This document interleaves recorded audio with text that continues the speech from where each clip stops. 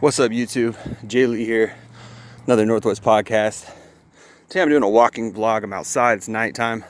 Sometimes I like to go out to walk at night for the health and relaxation. And it's cool being out at night when barely anybody's out. But so that's why, if you want to know why is he out of breath, I'm out here walking. Obviously, I need to up my cardio game, but I'm trying. So you'll have to pardon me for being a little huffy and puffy. But anyway, tonight I want to talk about kind of a tough subject to talk about, a touchy subject for men, something that we never talk about, something that's really not a part of the red pill. Well, it is a part. It actually is a big part of the red pill, but it's not something that we talk about a whole lot, and that is basically how our looks affect our lives, and particularly, if you're not hot, what it's like to not be hot as a guy, what it's like to not be a hot guy. Now, unfortunately, as humans, we are attracted to, physical good looks. That's just part of our makeup. It's how we're programmed, unfortunately. And I say unfortunately because it would be great if it would be awesome if we really, were, tuned to something deeper than that, such as someone's soul or someone's character. But in most cases, we're very base. We're very animalistic as far as our choosing process, right? Boil it down, the bare bones of the matter is that men, in addition to needing to provide resources, in addition to needing to be the breadwinner, we're also judged by our looks, right? And in addition to that, even in addition to being a breadwinner, a resource provider, a protector, financially and physically, of course, we live in 2020, so physical is not as much of a concern as financial. So financial becomes the physical protection in 2020, right? In addition to that, in addition to needing good looks, because we're judged by our looks and the way we dress, etc., all these outward social norms that we got to conform to. In addition to that, we also need to be somewhat cool and aloof and manly and masculine, and a lot of pickup artistry teaches you how to be masculine, how to keep a masculine frame, how to not be emotional, how to not be vulnerable around women, how to not be beta, how to not be the nice guy, right? And these things actually work. I've employed them in my life. We're taught to be stoic, strong men, and we see it in our Hollywood leading men. They're all stoic, heroes who never show any kind of emotion, don't have any kind of feminine. Of course, we equate emotions with feminine. We equate being vulnerable emotionally and being weak emotionally with being, feminine, which is a negative thing if you're a man. When in reality, we've all got emotions. We've all got, vulnerabilities. We've all got fears and anxieties, etc. And we're all weak from time to time. We all fall into patterns of weakness. I don't care who you are. I don't care if you're the toughest fucking actor in the world, Clint Eastwood or Dwayne Johnson or somebody. They've had weak moments. They've had moments where they've kowtowed to a woman, where a woman was being bitchy to them, and they've, please come back, honey, please, I miss you, and woo. They've had those moments. We all have. That's how we learn. That's how we all have had those emotions. That's how we learn from female nature. That's how we learn how cruel women are, right? But anyway, how does looks affect our life, right? Well, it's a fact, it's science, that people who are better looking have better lives. They are told yes more often. They get better jobs. They earn more money. Their level of happiness is genuinely higher than people who are less attractive. It's a scientific fact.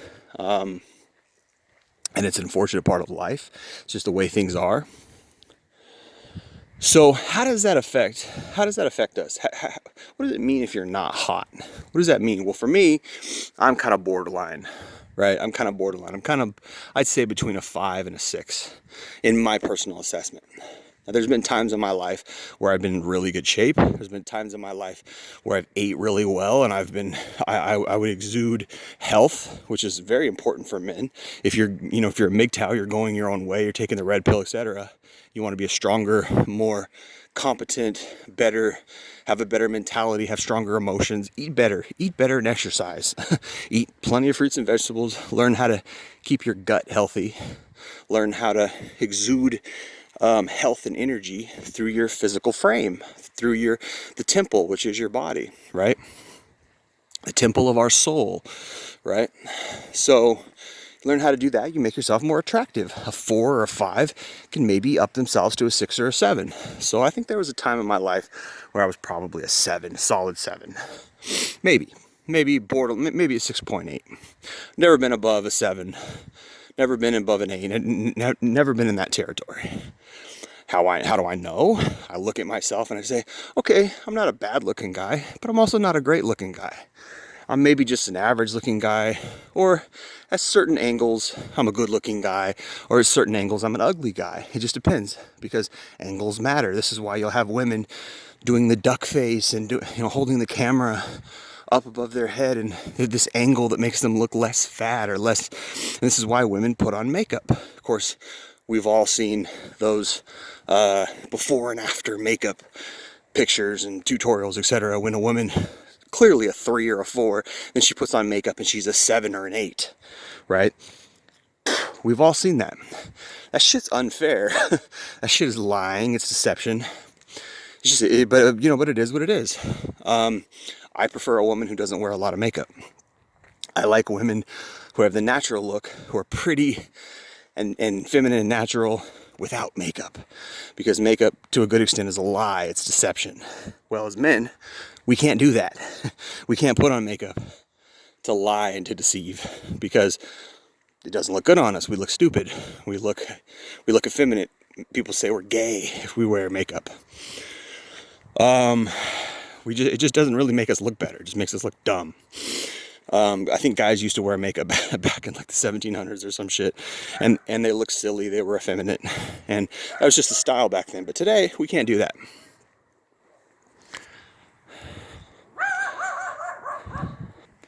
But women do that, and women benefit from that. Okay, so we are what we are, and you can tell what you are to women, because you'll have women reacting to you a certain way. If you go up and approach a woman, or you go up and you approach, say, 50 women, and 49 of them turn you down, it's probably a good indication that you're not that good looking of a guy. And there's this old joke that, there's this guy who's a total Chad, right? He's a total great looking guy, buff, got a perfect bone structure, gorgeous looking guy, great eyes, whatever, right? And he's like, just go talk to her. She's, just go be yourself. Just go talk to her. She's easy to talk to. Women are easy to talk to. And there's this ugly guy who's like, really? All I got to do is be myself? All I got to do is go up and talk to her and be confident? That's all I need is confidence? And he's just a butt ugly guy. No. Yeah, confidence helps. Yeah, being masculine helps. Yeah, being a bad boy, having that bad boy frame helps. But guess what? If you're not a good looking guy, it doesn't fucking matter. You could be the most confident, badass dude. And of course, there's always going to be those guys that, no, I know a guy who's ugly and he's got a woman. I know. Yes, there's exceptions. Yes, confidence can make up for it. Yes, if you got social status. Yes, if you got money, women will be attracted to you. And I know that because I've used it myself. I've used that whole bad boy persona, and I've had some success with it. But it's very difficult if you're not good looking. With good-looking guys, it's very easy, because they're already 10s, they're already 8s and 9s, and all they need is a little bit of game. All they need to do is just talk to her normal, and she'll fall right into the guy's bed. That's just what it is. So that's a part of the red pill, man. It's a part of our issue as men. It's a part of how we get treated by women, unfortunately. It's something that we don't talk about that much in the red pill community, in the MGTOW community, because I think we're all a little shy about it. We're all a little sensitive about how we look. And we probably should talk about it more, because it really indicates, there's a really, good indication there of why we're having a lot of the problems that we're having. Probably because we're not that good looking. Probably because women aren't that attracted to us. So they give us the cold shoulder and they treat us like shit. Of course, you can take from that a lot. You can say, well, women have shitty nature. Women are shitty. Women are like this and like that. And it's like, yeah, but the truth is they're like that because we're not great looking guys. So anyway, there's been a period of my life where I've been okay and I've done okay with women. And, I'm by no means an incel. By no means am I a kissless virgin. I've had a lot of sex. I've had a lot of girlfriends, enough to know all about their shitty nature, enough to be qualified to be speaking on this type of shit, enough to have this channel where I'm fucking talking about all this shit that women do. So I know, but I also know the other side. I know what rejection is. I know what it means to be ignored. I know what it is when barely any girl even wants to talk to you, or you only get the desperate ones, you only get the fat ones, you only get the ones with the baggage, because you're just not that good looking. And guess what? Guess what makes up for it? Money, fame, status. Look at Donald Trump. Perfect example. That guy's not good looking, but he's banging supermodels. He's banging actresses, right, for 30, 40 years, and he gets Melania, right? Why? Because he has money, and women want money. Okay, but what is it? What is it to when you're not hot? How does it feel when you're not hot? How that feels is, it hurts. It really does. Things become, like I said before, when you're a hot guy, or when you're an attractive person, man or a woman, life is hunky dory. You ever seen a really hot woman who's not that happy? Doesn't happen that much. They walk around with a lot of happiness and a lot of confidence because they're already winning. They've won the genetic lottery. Have you ever seen Brad Pitt miserable? Okay, he lost his marriage, he lost his kids, he's going through all this shit. I've seen him miserable recently. But before that guy was happy as shit. He was smiling. All these hot, gorgeous people, they're all smiling, they're all happy. Why? Because they're winning just by waking up. Every day, everybody's nice to them. Everybody oogles them and gazes at them all dreamily, and everybody wants to fuck them. And they got their pick of whoever, and they're never having any shortage of sex partners. Anytime they want it, they can have sex, and they know it, man or woman. All they got to do is go outside. All they got to do is go on Tinder. All they got to do, of course, Tinder makes it easier now. Now there's more abundance. So even the 4s and the 3s of the females, they think they deserve 10s because there's an overabundance of female attention on social media, and Tinder, etc., has cornered the market. There's no doubt. Now the ones who are getting shucked to the side, the fat and less attractive ones, they're considered super hot because there's a scarcity, there's a shortage of women. But what does it mean when you're not hot? How does that feel? Well, when you put cologne on, it doesn't feel as good. You don't feel attractive. When you put nice clothes on, you don't feel as attractive. When you go out, when you go to parties, etc., you don't feel good. Men feel this way. Men are hurt by